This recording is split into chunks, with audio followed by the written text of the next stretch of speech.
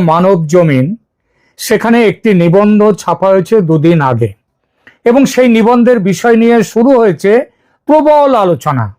আওয়ামী লীগের নিবন্ধটি হচ্ছে বাংলাদেশের রাজনীতিতে আওয়ামী লীগের ফিরে আসা কোন পথে হতে পারে কিংবা আওয়ামী লীগের সামনে কি পথ আছে, কি সেই বিষয়ে দুটো পথের কথা বলা হয়েছে। একটা হচ্ছে শেখ হাসিনাকে মাথায় রাখলে দলটি ডুবে মরবে, কারণ দেশের মানুষ ভয়ঙ্করভাবে আওয়ামী লীগের এবং শেখ হাসিনার বিরোধী হয়ে গেছে। সবকিছু করেছেন যা, সেটা শেখ হাসিনা, তার জন্যই হয়েছে বাংলাদেশে। সুতরাং হাসিনাকে মাথায় রেখে যদি দলটি চলার কথা ভাবে তাহলে দলটি ডুবে মরবে।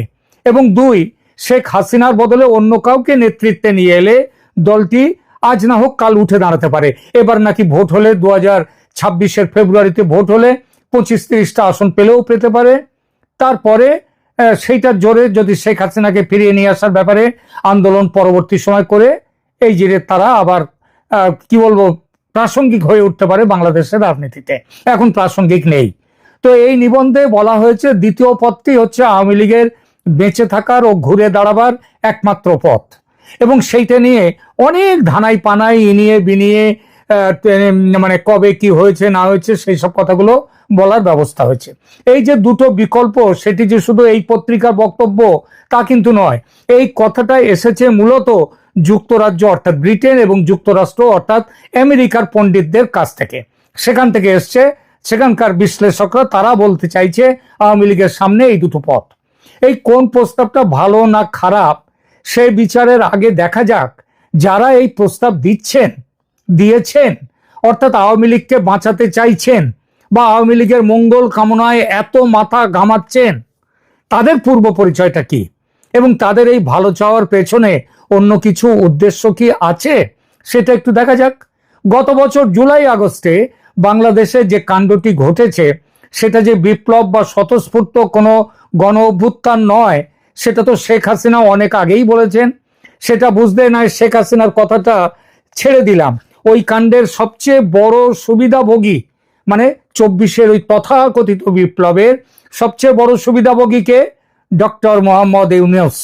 তিনি প্রধানমন্ত্রী না প্রধান উপদেষ্টা, তবে বহরে যাই হোক না কেন তার ক্ষমতায় তিনি প্রধান মন্ত্রীর ব্যবহারই করছেন। তো সেই যে বড় সুবিধাভোগী ডক্টর মোহাম্মদ ইউনূস, তিনি নিজে কি বলেছেন নিশ্চয়ই অনেকেই ভুলে যাননি সে কথাটা। তিনি নিজে সেপ্টেম্বরে, তার 1 মাস পরে 1.5 মাস পরে সেপ্টেম্বরে ওই জাতিসংঘের মিটিংয়ে গিয়ে অধিবেশনে গিয়ে তিনি নিউ ইয়র্কে বলেছিলেন ওই কথাটা। ক্লিন্টন ফাউন্ডেশনের তাদের সভায় তিনি বলেছিলেন, ওই ওদেরকে ছাত্রদেরকে সবার মঞ্চে তুলে তিনি বলেছিলেন যে এই কাণ্ড, এই বিপ্লব, এটা কোনো মেটিকুলাসলি ডিজাইনড একটা ব্যাপার, এটা কোনো স্বতঃস্ফূর্ত আন্দোলন ছিল না। আর এই বিপ্লবের অন্যতম মাস্টার মাইন্ড হিসেবে তিনি দেখিয়ে দিয়েছিলেন মাহফুজ আলমকে।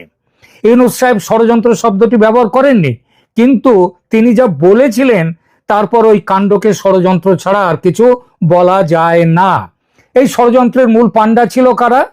আওয়ামী লীগের সরকার ফেলে দেওয়ার পেছনের যে কলকাঠি, সেটা কারা নেড়েছিলেন?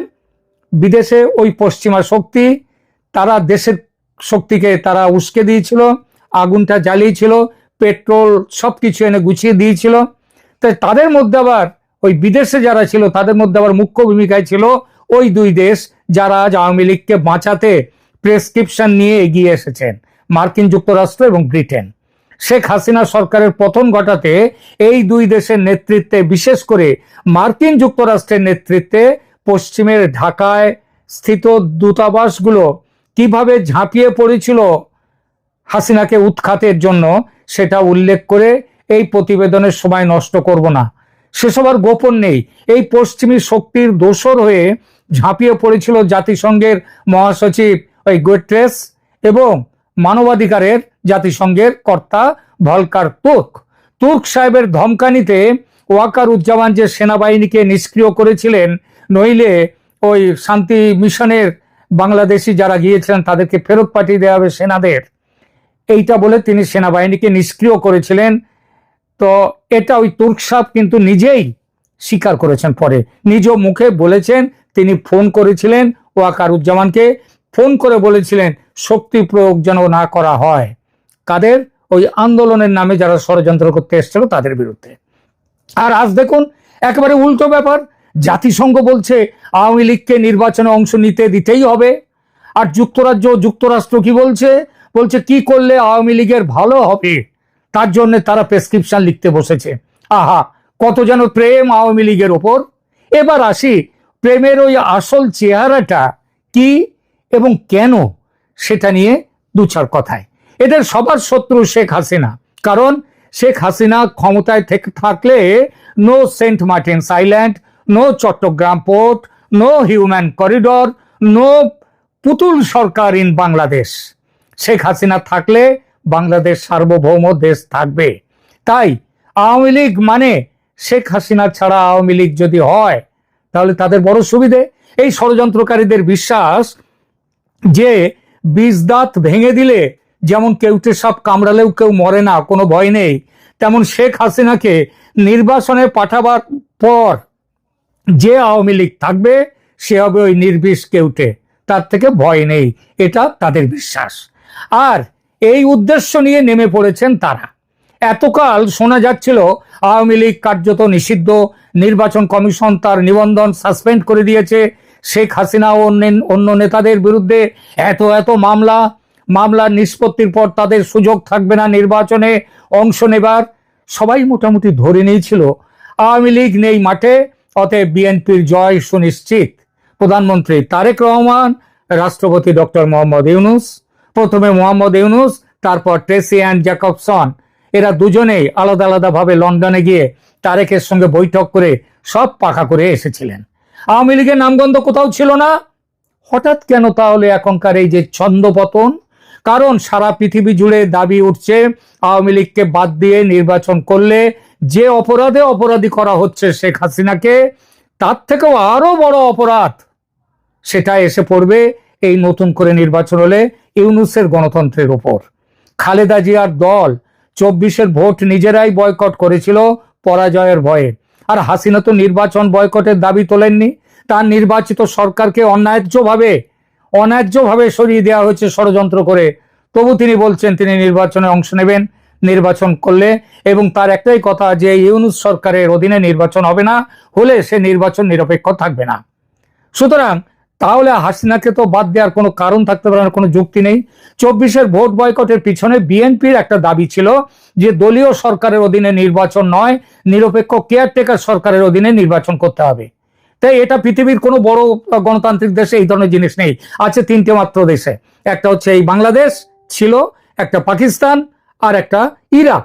সেখানে ভোটের আগে সরকার পদত্যাগ করে তারপরে ভোট হয়। তো সেখানে গণতন্ত্রের কি হাল হয়েছে পাকিস্তানে সেটা কেউ কি দেখতে বাকি আছে কারো? সেখানে ইমরান খানের সরকারকে কিভাবে হটিয়ে দিয়ে এদেরকে নিয়ে আসা হলো শাহবাজ শরীফের সরকারকে। তো যাই হোক, এখন কথাটা হচ্ছে যদি নিরপেক্ষ নির্বাচনের জন্য যদি কেয়ারটেকার দিতে হয় তাহলে তো এখন ক্ষমতায় রয়েছে ইউনূসের দলীয় সরকার। এনসিপি প্রত্যক্ষভাবে তার নিজের দল, আর জামাত বিএনপি এরা তার পরোক্ষ নিজের দল। তাহলে তার তো পদত্যাগ করা উচিত নির্বাচনের কথা বলার আগে। তিনি কি করবেন পদত্যাগ? নতুন কেয়ারটেকার সরকার কি আসছে ভোট করাতে? কবে আসছে নতুন সরকার? আচ্ছা, এইবার কথাটা ছেড়ে দিয়ে আসে আওয়ামী লীগের জন্য যে প্রেসক্রিপশন নিয়ে আসছে আজ পশ্চিমের দুনিয়া।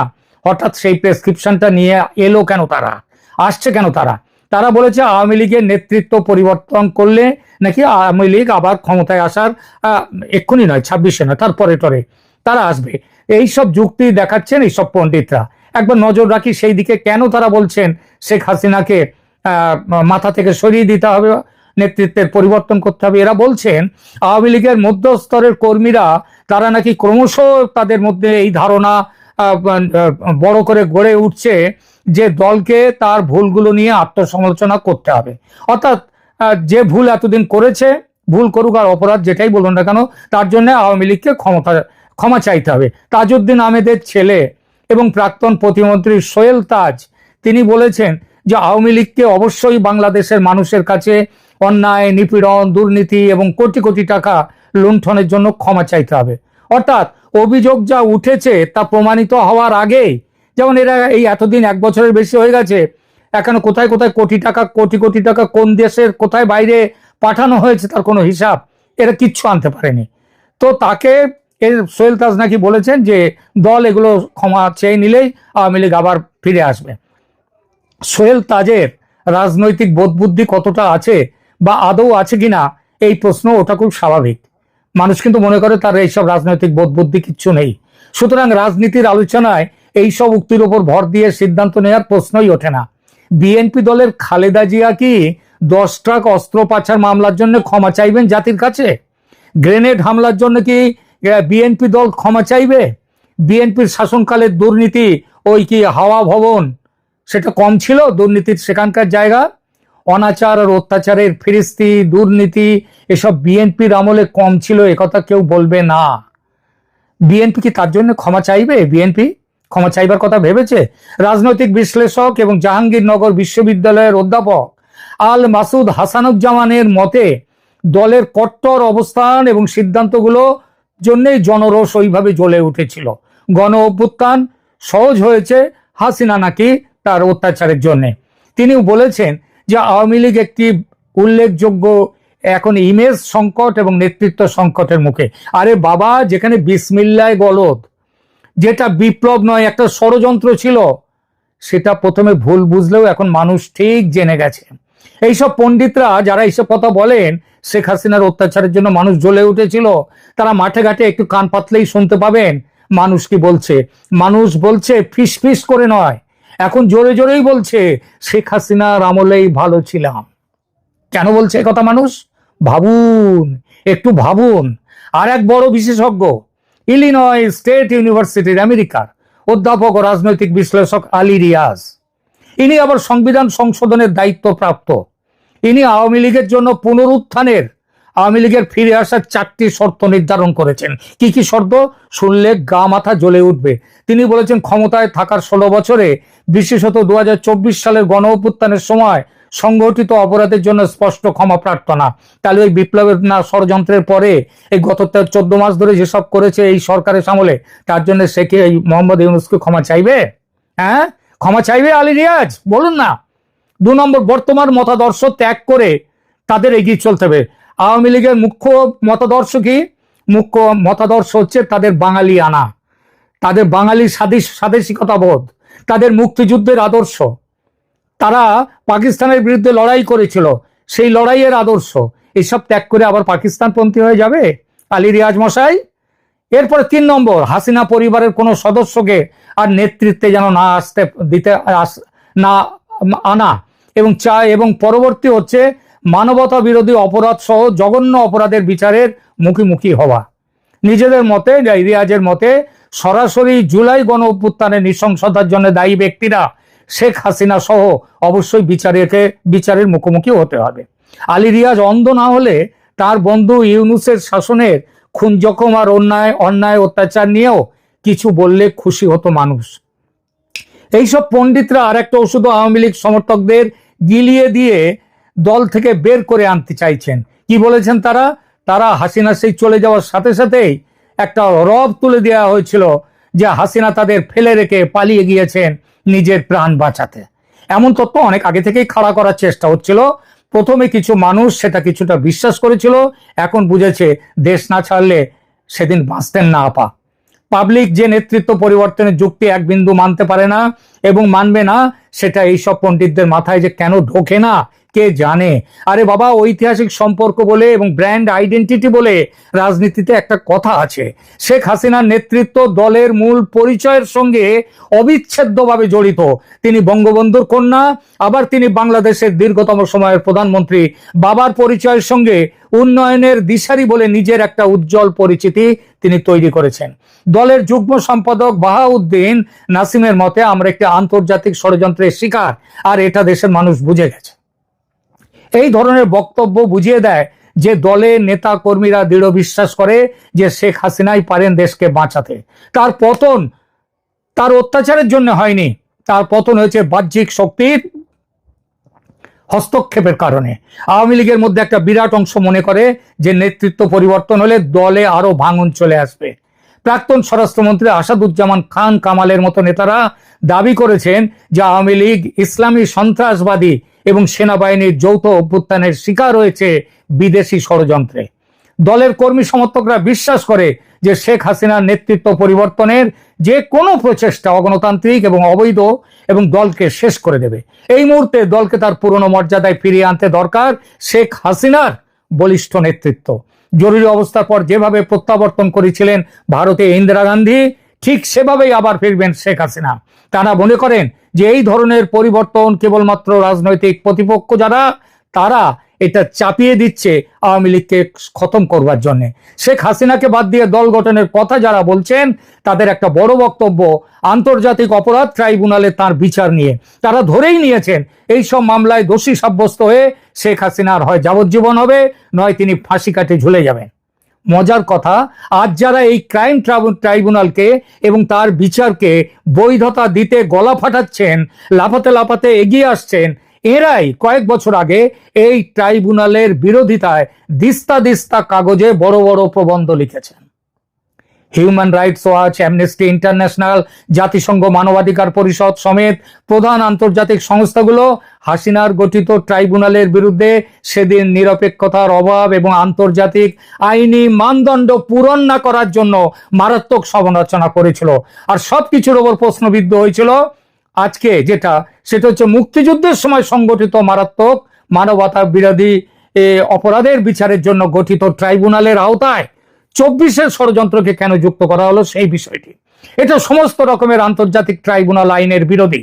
ইউনূস সরকারের এই সিদ্ধান্তকে সরাসরি বেআইনি বলেছেন বহু বিখ্যাত আইনবিদ। সেটা কিছুটা মেনেও নিয়েছে সরকার। অন্তর্বর্তীকালীন সরকারের আইন, বিচার ও সংসদ বিষয়ক মন্ত্রণালয়ের উপদেষ্টা আসিফ নজরুল সম্প্রতি একটি সাক্ষাৎকারে বলেছেন যে তারা আন্তর্জাতিক অপরাধ ট্রাইব্যুনাল আইনের ঘাটতিগুলো নিয়ে বিদেশি এবং জাতিসংঘের সংস্থাগুলির তারা যেসব উদ্বেগের কথা বলেছেন সেই উদ্বেগগুলো সমাধান করবেন।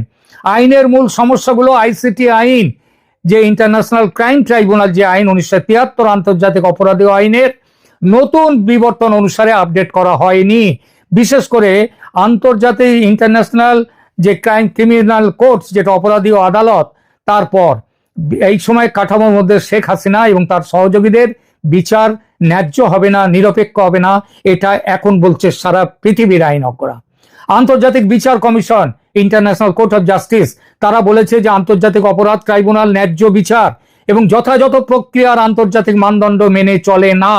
আইসিজে এর মতে ন্যূনতম যথাযথ প্রক্রিয়ার মানদণ্ড মেনে চলতে ব্যর্থ